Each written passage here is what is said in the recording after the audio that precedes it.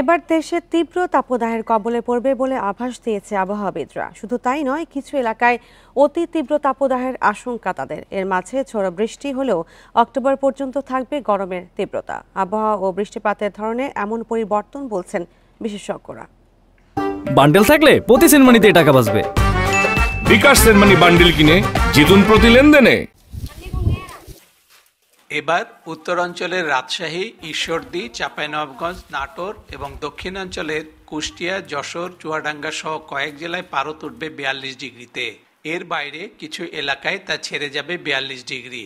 আবহাওয়াবিদরা বলছেন, বর্ষায় বৃষ্টিপাতের ধরনে এসেছে পরিবর্তন।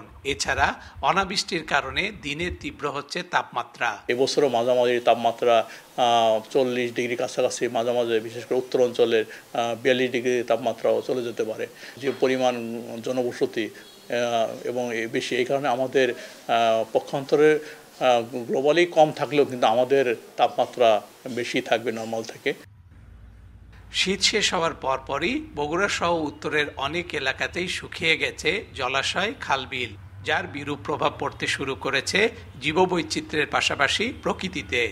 24 সালে যে গরম ছিল তা সে এবার এই শুরুতে এখন দেখা যাচ্ছে যে তার চেয়ে আরো বেশি গরম হবে। ধান ওঠা পর্যন্ত মনে করেন শ্যালো মেশিন দিয়ে সেচা লাগছে। আকাশের কোনো পানি নাই, বিলেতেও কোনো পানি নাই। আবহাওয়া অধিদপ্তরের তথ্য মতে 10 বছর পর পর বর্ষাকালে তাপমাত্রা বৃদ্ধি পায় গড়ে 0.5 ডিগ্রি সেলসিয়াস। এ হার সবচেয়ে বেশি রাজশাহী ও সিলেট বিভাগে। Hasibur Rahman, independent news, Bogura.